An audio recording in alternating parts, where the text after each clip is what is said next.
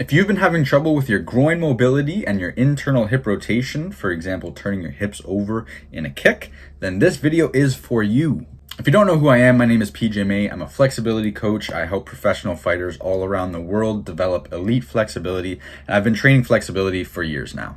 So what I'm going to be going over in this video is a hip mobility exercise that I have been using with a lot of success in my own training and also my students as well. Now, before I get into the tutorial of the exercise and show you how to do it, I just want to quickly go over how to actually implement it properly. One of the most common mistakes that I see when it comes to flexibility training is people treating it differently than their other training. There's a lot of misconceptions about flexibility being a passive modality or a daily practice, and I think that alone is a primary reason why so many people struggle to make progress in their flexibility work, because they're just applying the wrong intentions to it and not training it with the same respect and intensity that they are bringing into their other training. So the message that I'm trying to convey is that you want to treat your flexibility training the same way as you treat your strength training. The way I train flexibility is strength training, just working in specific end range positions so that we can develop strength in those fully lengthened positions. That's what's going to allow us to access those end ranges easier, use them with more control and functionality, and get your nervous system more comfortable with expanding that range of motion into new ranges if that's something that you're looking for. With the exercise that I'm about to show you, I want you to bring the intention of strength training to it. So we're working at a high enough intensity that we are placing mechanical stress on the tissues and we're actually taxing them. We're applying the principle of progressive overload over time, and we're leaving adequate periods of time for recovery in between sessions. Because if you're pushing the intensity properly, you should elicit some delayed onset muscle soreness where the next day you feel like, yeah, I definitely taxed those muscles yesterday. And the same principle applies for stretching in and of itself, but I'll get into that in another video. So before I get into it, with this exercise, I would generally recommend going for 3 to 4 sets of 10 reps and holding that peak end range contraction for 3 seconds at the top of every rep. So without further ado, let's get into the tutorial and I will see you on the other side.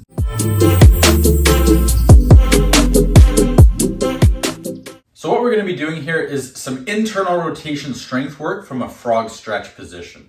Now this one's a bit of a double whammy because it allows us to train our internal hip rotation strength capacities simultaneously as we're also training the flexibility of our groin. So let's start by going over how we want to get set up in the position.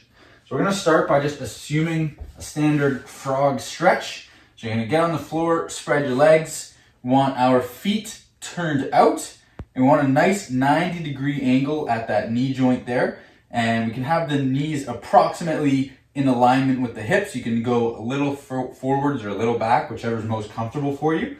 And the other thing that we really want to think about is creating a nice anterior pelvic tilt, or in other words, an arch in your low back. So we can take a second to just settle into the stretch, find a nice stretch sensation through the groin there, and really just find the best position for us to work from when we get into our internal rotations. And once we're all set up and ready to go, all we're doing from here is lifting the feet as high as we can, finding as much internal rotation as possible, and then coming back down, or it can also be performed just as isometric end range holds, or we can move through it for repetitions. Now, we really want to focus on contracting our hips with every liftoff. So really emphasize feeling that contraction in the hips, maintain that anterior pelvic tilt, and make sure that we're not losing that knee positioning as we're moving through the repetitions. And if you're doing reps, we can also just think about settling a little deeper into the stretch and exploring new range in between those reps. As we start to create a little more space in the hip capsule, you can try and find and take advantage of that space by really just exploring deeper range.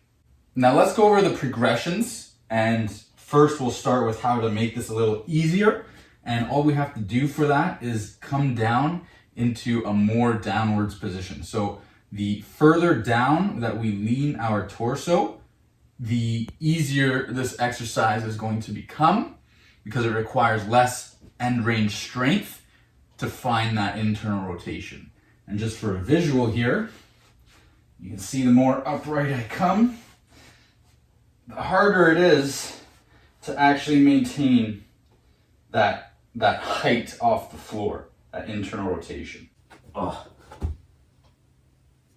And in order to make sure that we are actually targeting our end range strength effectively, we want to make sure that we're working in whatever position puts us in a place where we can barely get a lift off the floor. So if you're getting like all sorts of range off the floor, you're not going hard enough, right? We're not working in a position that's really challenging that end range. So you should really feel like you can barely lift your feet off the floor. And if you're doing this effectively, you should start to feel some pretty significant cramping and burning sensations in the hips by doing that. And so when it comes to overloading the stimulus, we're going to obviously want to be working our way into a more upright position, and we can do that gradually as our method of progressive overload. And so you're going to want like a yoga block or something of that nature that we can use for support on our hands, so that as we start to get more upright, we, instead of having your fingertips down here, we can actually have some means of support, so that we can still use our hands for support, take a little bit of that body weight off of the stretch, but still work into a more upright position, which is going to challenge that end range strength very effectively. And as you get a lot more proficient with this exercise from that more upright position, we can continue to overload by applying external weight. So here I've got some ankle weights on. But we can also use some plates and place them on the feet to create an overcoming isometric. So we're contracting against that force, and you won't be able to move it, or at least if you're using a heavy enough weight, you shouldn't be able to move it. But creating that contraction is going to drive more motor units to the muscles that we're engaging and give you a great stimulus. So I hope this video is helpful for you. Make sure that you drop a comment below of what your main struggles are as it pertains to flexibility. And who knows, maybe that might be the topic of my next video. Feel free to subscribe to my channel if you enjoy this type of content and you want to stay up to date with the new stuff that I'm putting out. And my only ask of you guys is, if you know someone who would benefit from the information in this video, please share it with them so that we can just spread the word of proper flexibility training and hopefully make a positive impact on the lives of the people who need it the most. I appreciate each and every one of you guys, and I will see you in the next one. Peace.